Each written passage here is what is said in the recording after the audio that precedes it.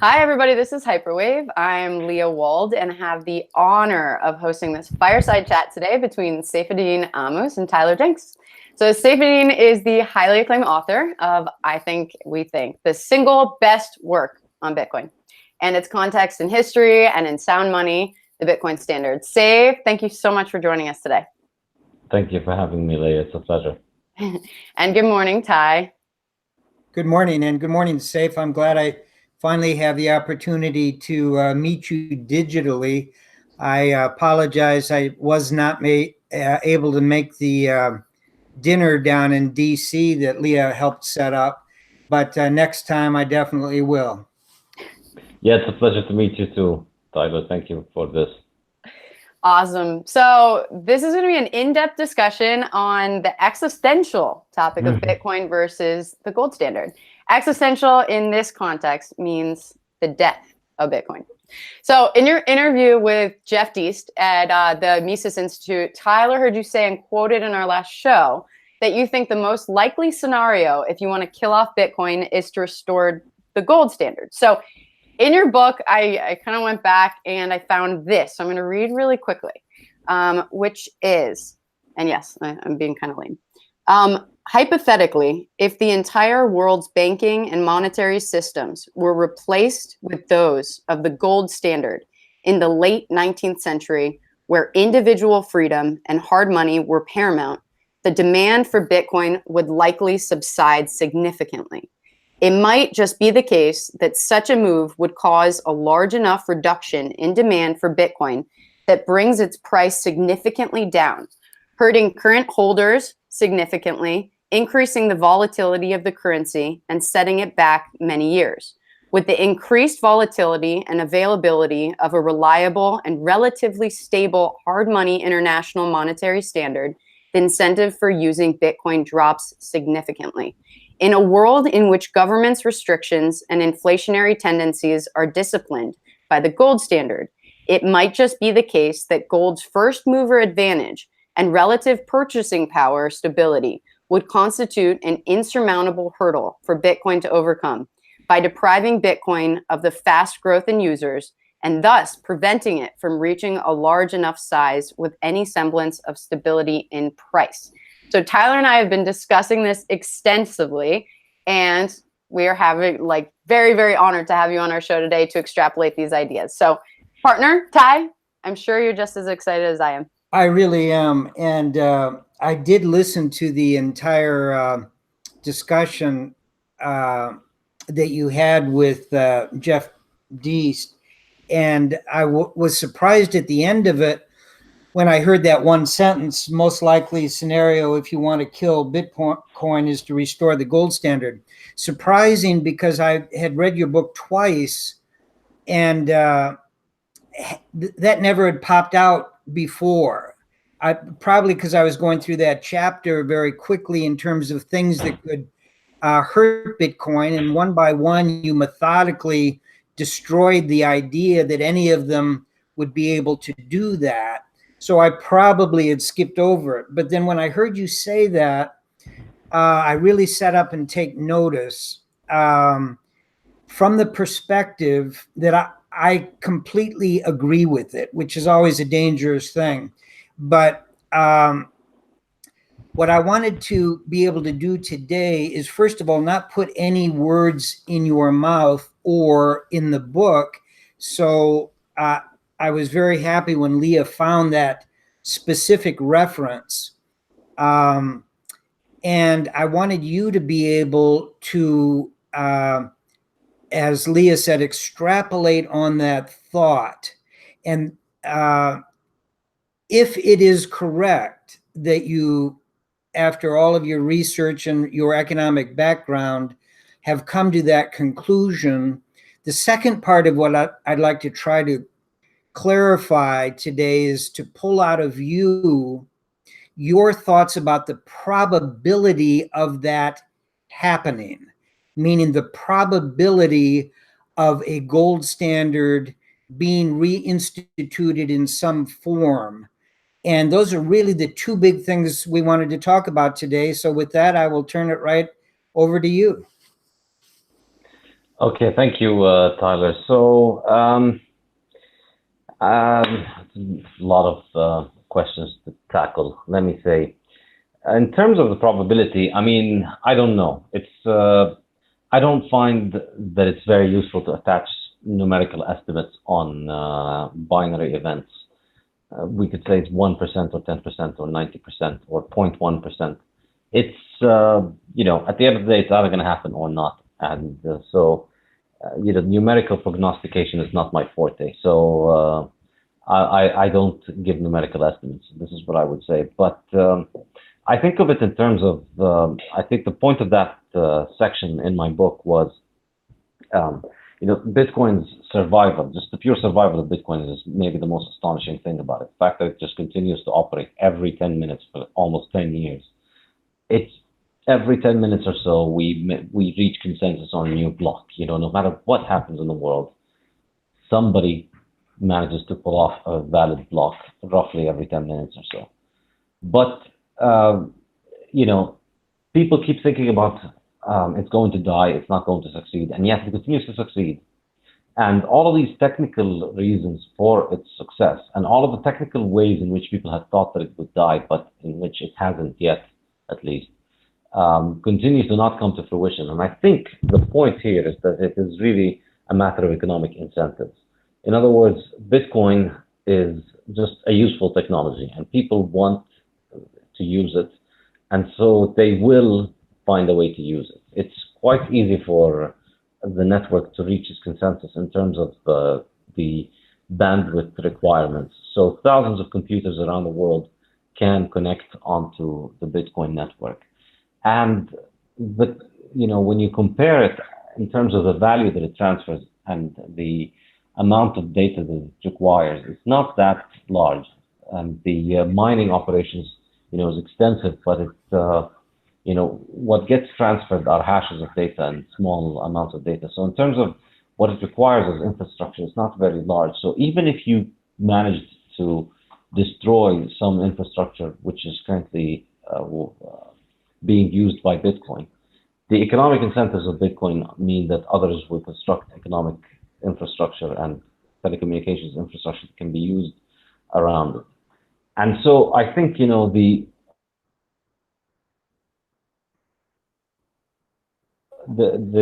fact that you could cause a decline in its growth would be by limiting the economic incentives, by effectively reducing the economic value proposition that drives demand for it. And contrary to what most everybody says, which is that governments will shut it down, governments will ban it. I think the more they do those things, the more they advertise Bitcoin's use case. If they try and ban it, then they're just telling people this is something that's better than what we have. And therefore, people are going to become curious about it. And eventually, they can't really ban it effectively. It's not very easy to do so. So I think the more effective way of doing it would be to reduce the things that drive the demand. And I think that largely comes down to the absence of a reliable store of value as money. So people realize that if you keep your money in dollars or in euros, and that's kind of the best case scenario these days, these currencies, you're not going to maintain a lot of value into the future. And so people are far more likely to borrow rather than save. And Bitcoin offers people an alternative out of that. Because of its scarcity, people can be kind of, enough for some people to take enough of a chance on it, that with its scarcity, its value could be expected to maintain itself or maybe rise with the long term. So, I think if you compete with that value proposition, you could possibly reduce the demand for Bitcoin. That's how I think of it. That's a great series of thoughts. And after I began thinking about it, after your interview, I pulled out a book that I had bought a couple of years ago that's by Ben Steele called The Battle of Bretton Woods. that I've recommended to our listeners. And in that, just a little aside, I agree completely. As an economist, you are wise not to put probabilities on future events. In my background is one of participating in the markets very directly for other people and other institutions, which puts me into the difficult position of having to make decisions about the probability of future events occurring, which obviously is very humbling. But at the same time, what I've been trying to do is reconstruct what it would take to go back to a gold standard. And again, the Battle of Bretton Woods is a great place to start. And I just want to read one little section because people think of two dates, 1944 and 1971. But the important part of Bretton Woods were the intervening years after it had been established. I think it's very important to note how easy it was to establish what they did during those 21 or 22 days in 1944 because of World War II and because of the problems Great Britain was beginning to have with their sterling, and therefore how easy it was, and it was not easy at all, but what I'm saying is how simplified it was to accept the terms that the US dictated. And Ben Steele's book is great on that subject. However, here's what he says about the intervening years between 1944 and 1971. Robust economic recovery in the 1950s and 60s served to make Bretton Woods synonymous with visionary, cooperative, international economic reform.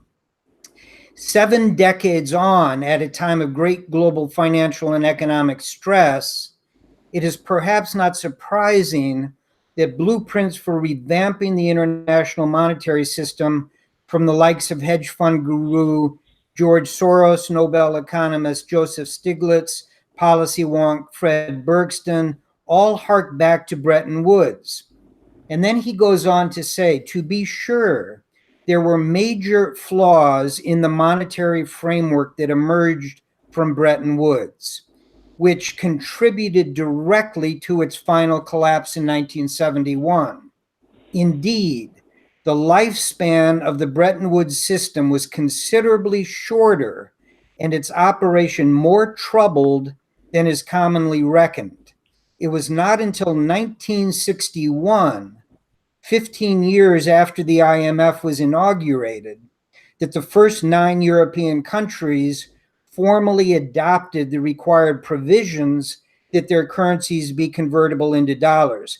And then, of course, it went downhill very quickly from that date as the United States began running deficits in 1961 up until 1971. So the reason I'm going into that is not for you to have to try to put probabilities, but more the practical side of the economics as well as the politics of trying to reconstruct something other than the alternative of Bitcoin in terms of the time it would take and the possibility of it even happening. Any thoughts along those lines? Well, I mean, you know, the original proto Bitcoin that they have come up with is the IMF's SDR, and that sort of does the same job as what Bitcoin does, in the same sense that an abacus does the same job that your laptop does. But it's the problem with the SDR, the problem with Keynes's proposal for Bretton Woods, and the problem with the proposal that ended up taking place, being carried out, which is detailed very well in the book you mentioned, Ben Steele's book. It was Harry Dexter White's proposal for basically using the dollar as the global currency. Effectively, all these are the same. The dollar is the most honest of them. Tyler, I think if you might mute your mic, we would get Less echo. Okay. So the because the key point about all of these issues is that the who has the ability to determine the supply of the original currency or of the hard base currency of the monetary system. So if it was the IMF's SDRs or if it was the Bancor, effectively the US was the global powerful super force, and it was going to superpower, and it was going to determine the supply of these things. So the IMF is going to issue as much SDRs as effectively the United States allows it to do, which is the case now because the IMF and the World Bank effectively function with a credit line from the U.S. Federal Reserve. So they are, they are dependent on the dollar for them to continue to operate. So the issue with all of these and why I think none of these are workable is that fundamentally the Bancor or the SDRs or any of these other ideas will revert back to being a fiat currency. It's a currency that gets its value because the government imposes its acceptance. So it's no different than the dollar. We may move from the dollar to the SDR. There have been people who have been talking about this for a long time, that the IMF will try and move towards making the SDR the global currency. And in a sense, this was the point from the SDR, but it's not really going anywhere. It's not quite successful. And, it would be an extremely complicated way of going around a very complicated path to get back to where we are, which is the US is the one that issues the global monetary standard reserve currency. But the point that Ludwig von Mises says is that history shows you can just never trust governments with the issuance of money, and only gold can be relied upon. His case for gold is that nothing but gold is reliable to be not inflated, because every time money is based on the promise of government repayment and the promise of government restraint, the temptation is too strong. I forget the exact quote, unfortunately, I don't have it on me now, but the point is that governments are always going to succumb to temptation to print more money. History is full of examples of things like that. And so I think in that sense, the only way that they could credibly commit to a credible monetary policy would be by committing to a hard standard like gold and with redeemability, backing currencies by gold and making it redeemable.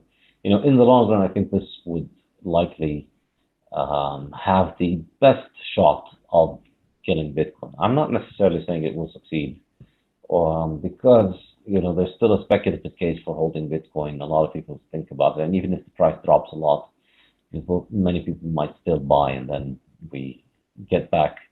But I think the more that the monetary situation around the world deteriorates, the more places like Venezuela and Argentina and Nigeria and Zimbabwe and countries around the world continue to have monetary problems, fiscal problems, and bank bail-ins, and all of these kinds of things. The more these continue, the more you would expect demand to rise for Bitcoin.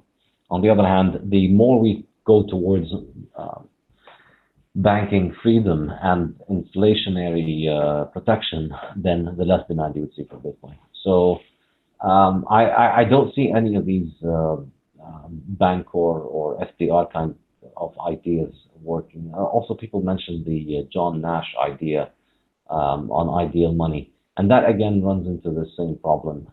If the ideal money is gold or Bitcoin, then the only sustainable long-term strategy is to just peg to it and be completely redeemable, make the currency completely redeemable with it, because otherwise it becomes hard to centrally plan and target a particular value to it, because you could always be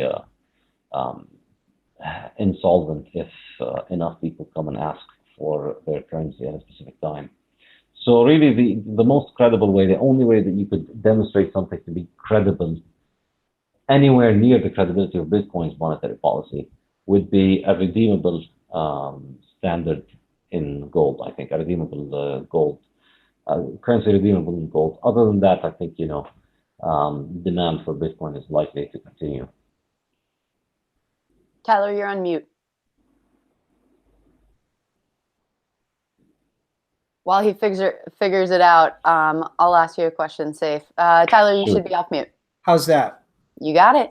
Okay, great. Thank you for that explanation. And in your explanation, you did mention the if question of the deteriorating macroeconomic picture, and you named 5 or 6 examples that all tend to be fairly small. What I've been wrestling with in my mind is how problematic is the debt situation worldwide. I know the numbers, but I mean from an economist's point of view, in terms of a tipping point that could result in something such as 07, 08, 09, or something much worse, because the total debt numbers and credit numbers are so much more expansive than they were back then. Or is that not really a concern from the perspective of most macroeconomists? Or is it simply that they don't want to talk about it publicly? Any thoughts on that? It's a really complex subject. I mean, obviously the debt numbers are enormous, but at the end of the day, the way that I think about it is that these statistics are generally, in macroeconomics, the entire voodoo science of macroeconomic math is, voodoo science, basically. A lot of it is voodoo science. And I think, Friedrich Hayek's speech when he accepted what is called the Nobel Prize in Economics. It's actually the Swedish Central Bank Prize in memory of Alfred Nobel, not exactly a Nobel Prize, but when he was given that speech, he gave a speech about how he would, if it was in his opinion, if he was asked, he would be against having a prize like that because he doesn't think it makes sense. But anyways, his speech was called The Pretense of Knowledge, and he spoke about about the entire field of macroeconomics and the statistics that they use in macroeconomics. And I think it's a very important critique that macroeconomists have failed to really answer sufficiently. And he talks about how the ability to measure things in matters of human action, particularly on a macro scale, is very limited. And so what ends up getting managed is what gets measured. And so we go by the variables. Well, our theories are built on what gets measured. And we assume that the world needs to conform to those theories when, in reality, there's no reason why what we can measure is a causal factor in the way that we imagine it to be. So it's an extremely complicated mathematical problem. It's a complex mathematical problem to try and make these math problems. And essentially, I think the best way of expressing this in general, without getting too much into economic theory, is to think about the statistics coming out of the Soviet Union in the 1980s. If you looked at even your local macro textbook in whichever college you went to in the Western world, no, we're not talking about Soviet colleges, and you look at the 1980s version of a textbook, they talk about economic growth in the Soviet Union as being on pace to overtake the US. And the Soviet Union's production of industrial equipment and steel or whatever, all of that stuff was growing in rates faster than the US, and they're going to overtake the US. This was a story that modern macroeconomists believed up until the 1980s. In fact, the textbooks were still being taught in American universities when the Soviet Union was collapsing completely economically. So, the point here is that government statistics are an extremely creative field of liberal arts. And so all theories being based on them are always suspect. And also, you also have to think about it in terms of, you might think that in a rational economic system that this kind of debt would lead to this kind of institution being going bankrupt or getting restructured. But you know, the the economic system is it's in itself managed by these statistics so heavily that it's everything works out in terms of everybody doing their role in order to get the statistics out in place in the right way. So if you don't work, wait a few months and then you're out of the labor force and then you no longer show up in unemployment statistics. The CPI is continuously degrading the quality of your food while continuously calculating the increases in the speed of your technology as being a drop in price, and then coming out with 1 or 2%. But these kind of numbers can always be manipulated. But I think it's perhaps it's not my forte to think about short-term manifestations of how these kind of problems happen. But I think a more interesting perspective is to think of it in terms of the long term. And I think we can see it. It might not, it might not be this apocalyptic economic collapse of currencies falling apart, because if you think about countries that have gone through dollarization, for instance, Ecuador, they were suffering currency problem. Their currencies were having severe inflation, and their government was in high debt. They had a massive debt problem, and they had solvency problems in the banking system. And then once they moved to the dollar, things got better. People now had a rational monetary standard to begin to calculate with. Sure, there weren't a lot of dollars around, but if you could get your business working, you soon got paid with dollars, and then you started paying others, and then eventually, the economy of the country recovered. So the move towards a better currency is different from hyperinflation. You see, in hyperinflation, people lose money, like what is happening in Venezuela now, is that people lose money, lose the ability to use the technology of money. So you can't exchange with people easily. You lose the ability to carry on the division of labor that happens with trade, and the ability to trade with a large market, a large global market of people with whom you can trade, and you're reduced to some form of barter, and you're reduced to using, things that are inferior as a form of money. People buy canned food, for instance, because it's a store of value, and then they trade it. But this is massively destructive economically. But think more in case of the scenario in which people move to a new monetary standard. The people in Ecuador who got on the dollar early did very well for themselves, and the more people joined in, the better off they were, and then everybody was better off from joining from the dollar. So we might not necessarily get to the point where things have to go terribly bad and apocalyptic, and we could just witness this as a sort of technological upgrade in a way, in a sense similar to moving from newspapers to websites. It's just this new economy that is emerging with a hard monetary standard online is essentially could continue to grow without without there having to necessarily be an apocalyptic collapse elsewhere. That's terrific. That's a great retrospective, and we are definitely going to hold very closely to the 60-minute mark. We started a little late, but Saifadean has been very generous with his time. He and his family have things to do. But before we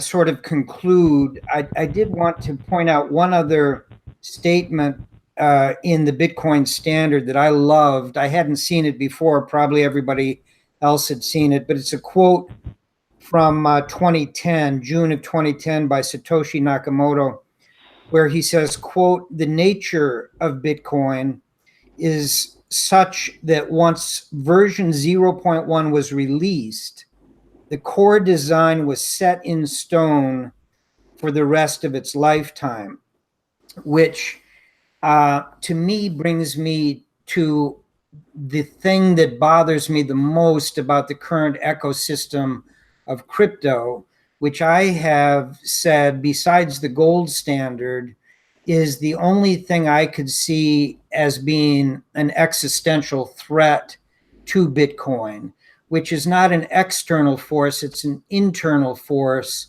coming from the proliferation of the altcoins and the proliferation of the ICOs and the difficulty the technical side is having fulfilling the promises of what Bitcoin can bring to the world. So in our last moments here, if you could just address your thoughts about that topic, that regulators are getting involved, the number of altcoins are disappearing quickly, they are falling quicker than the price of gold and quicker than the price of Bitcoin as the dollar is strengthening and the US economy looks like it's in for another year or two of growth. But what are your thoughts about the threat to Bitcoin of the crypto ecosystem itself? You're on mute, Saif.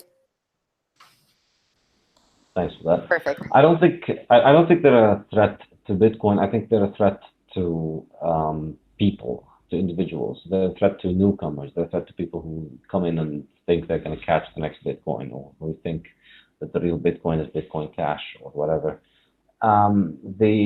I think the key thing is that altcoins, all of them, are an undifferentiated mass of easy money. They're like different flavors of beads or seashells, different colors of seashells. You know, at the end of the day, they're all seashells and they're all very easy to find and make more of. They have no chance against gold, you know. The difference between them and Bitcoin is that Bitcoin is the only one that is not evidently and clearly under the control of a small group of people. And so if you look at any one of the other coins, you know, you can see it's quite clear that there's a clear theme behind them, and that's, you know, these people can affect significant changes in them. But I think with Bitcoin, it's very hard to make that case. And we've seen Bitcoin resist being changed.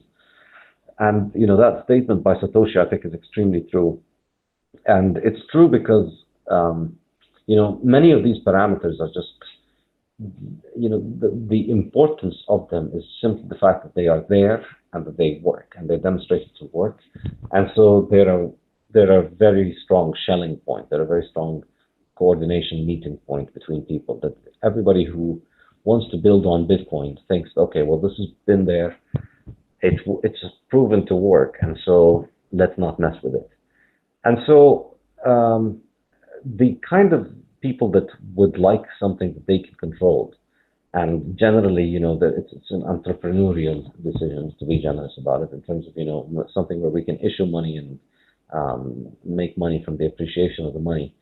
You know, these kinds of people, to be honest, it's probably probably a win overall for Bitcoin that it manages to avoid this kind of attention. So it's good that a lot of the people who want to control money, who have that sort of tendency that they want to run a monetary policy rather than have a hard money, you know, fortunately they're out of Bitcoin development because they're making their own shitcoins. And so that's a good thing. But of course, you know, they don't realize that the world is full of people like them who would like to be the ones who get to make all the money, and that none of them can really get away with it eventually, because people will always choose something that is, you know, doesn't have to rely on you and your friends or cousins and government or whatever to enforce, because the temptation to always abuse this has been very strong for a very long time. So Bitcoin, you know, it's algorithmically certain inflation schedule is incomparable to any other. the certainty with which you can expect the Bitcoin supply to increase over the future is incomparable to any other competitor in the digital or physical or governmental realm. And that's really the value differentiation. And, for me, it's the more other currencies there are, I think you could also think of it in terms of the dollar. The more other currencies there are, the more the Zimbabweans and the Venezuelans increase their currency, the more the demand increases for the dollar, because it is still one of the hardest, or not the hardest, of all the international monies, or all of these international currencies. So I think the same is true in the case of Bitcoin and the altcoins. They're just going to be a constant nuisance in my mind, and they're just going to always be people willing to fall for the idea that they're going to get into the next Bitcoin, and there will always be people there willing to sell them the dream. And you just have to accept it, that death is going to be a part of the world, and you don't carry on with your life and move on and find other things to think about. That's my view toward altcoins. Thanks, Saif. Tyler, you're muted. Okay, great. Terrific. Just maybe in the last 5 minutes here, from my point of view, what we've seen since December is not over yet. And one of my tests of that thesis is the number of altcoins and ICOs that disappear. It's been my contention that each one of them individually and all of them collectively act as friction against the ability of Bitcoin to get the adoption rate up to where it needs to be, because of all the confusion of what's real and what's not real from the public in general, not from the people within the ecosystem, but outside of it that need to get into it. So much of it is diverted into all of these projects, which then end badly, which then portrays itself improperly and poorly for Bitcoin. And even the regulators right up through recently have had a problem undoing that Gordian knot. So the last question I would have is, do you agree with my proposition that until we get to a point where there are very few alternatives to Bitcoin, that the pressure can continue to the downside for all the altcoins, ICOs, and also for Bitcoin?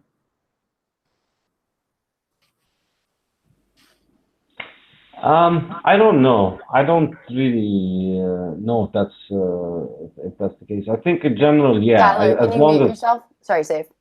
Yeah, I think in general, as long as we see, people think now is bad, but if you think about it in terms of where the altcoin market really should be, in terms of how much these things are indeed valuable for the people who are using them, and then compare it to actual things in the real world and their valuation,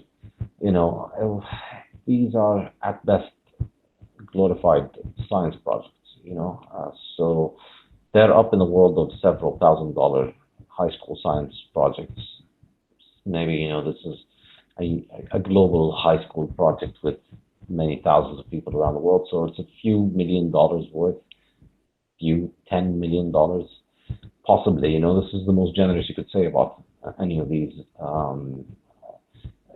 altcoin networks, on the supposed, open-minded presumption that one of them one day can come up with something useful. We'll see about that. But, so I think valuations in that entire sector are still got a very long way to go down. I think they're far closer to the top than they are to the bottom, as I said earlier. So how it relates to Bitcoin, one interesting way of thinking about it is that Bitcoin mining has still, until today, and will continue at least for another 2 years, possibly another 6 years, it will continue to provide a significant number of new coins onto the market every day. But with the next halving and with the halving after that, the number of coins compared to the number of coins that are being produced from the mining compared to the total volume of trading happening on the market will become far less significant. And so one way of thinking about it is that with the fast inflation of mining, it's the business cycle happening in the Bitcoin economy is similar to the business cycle that you would see in the real economy with easy dollars and easy fake money printing. Generally, it's the same. The Austrian theory is that it's the increase of the money supply or the lowering of the interest rate that leads to excessive lending, excessive money supply growth, which leads to a boom where people overestimate their productive capacity. Everybody's living on credit. Everybody thinks they can produce more than they can. But then prices begin to rise at the capital goods, in the capital goods sector. And then the producers figure out they can't finish these projects, and then these projects come crashing down. And that's the cause of the recession. It could be that we've had something similar in the Bitcoin economy because so many new Bitcoins are coming on, even though a lot of new people are coming in, but still, the quantity of new coins that are being produced is still quite high. And so effectively, to an extent, Bitcoin was still relatively easy money until now. It's still increasing at about 4%, 4% of the overall supply. But then when you take into account the likely many millions of coins that have been lost, you could be, it could be effectively much higher. It could be at around maybe 10% growth or 8% annual growth. So I think maybe once the new supply of Bitcoin becomes a smaller and a much smaller chunk of the daily traded volume, then the new mining output becomes harder, and then becomes, less output comes out of mining, and less new coins are being are being added onto the supply. I think maybe then we'll see people begin to. That's when people will start moving away from the musical. That's when the dance stops and people move towards the musical chairs. And the musical chairs in this game are the 21 million Bitcoin. This is really what. This is what it comes down to. All of these things are just fancy tunes in the air to get people to stand up and start dancing. But when the music stops, there's only 21 million Bitcoins left. So I personally don't find much value in wasting much time in trying to fall for these songs. I think stick to the chairs. I love it. Tyler, you're muted. Tyler, you're muted. Saif, if I could ask one last question, if you have time. Sure. So to bring it back where we started with Ben Steele and Bretton Woods. So in that book, Steele really set the stage of vivid characters. And there was, I believe, 730 delegates. And we talk about Keynesian economics often, but including Keynes and, as you said, Harry Dexter White, who were in the room. So maybe it's too long of a question, but who do you think would need to be in the room or the institutions from a political economic standpoint to make a Bitcoin standard work? Satoshi Nakamoto, that was all that was needed. He did it, he left, and now that's it. And now everybody has to just deal with the consequences and adjust. So really, no politician is going to legislate Bitcoin into being. They might legislate their own government's recognition of it, but I think it's not going to be that sort of thing. It's precisely built so that it doesn't end up with Harry Dexter White and John Maynard Keynes deciding the future of humanity for a couple of centuries. That's just not the right way of doing things. I mean, both of them were quite convinced of the idea that, the money supply is something that should be managed by a group of people. In the case of White, it was people in America. In the case of Keynes, it was people in the IMF made up from, the intellectual elite of the world, which he, of course, assumed meant him and his friends in Cambridge, of course. But what's indisputable amongst all of them is that, I get to be the one, we get to decide. And that's just not a useful way of building money. We've had history repeatedly teach us this lesson over and over and over again. And I think the genius of Bitcoin is that it effectively, what it does is that, it takes electricity and processing power, which are two of the most sophisticated capital goods that we have been able to make after many thousands of years of technological innovation. It takes those two things and uses them to produce something that's, verifiably scarce and extremely difficult to produce, and therefore makes its scarcity reliant on nobody. And therefore, that for me, the idea of just automating human will out of money supply control is an enormously powerful invention that I think you can't really compete with it. And so there's not going to be Dexter Whites or Keyneses in a Bitcoin world. Instead of having the centralized top of it be several politicians and governments or 700 delegates, it's going to be many thousands of nodes running around the world, and each one of them establishing real contact with clients, people who use it. Perfect. Oh, Tyler's still muted, and while he unmutes, Saifadean. Yeah, I just want to thank you, Saifadean, and Leah, thank you for getting this set up. I will listen to this many times, I'm sure. Thank you very much. Thank you so much for having me, Tyler. Thank you, and Leah, so much. Thanks, Saif. Everybody, thank you so much for watching.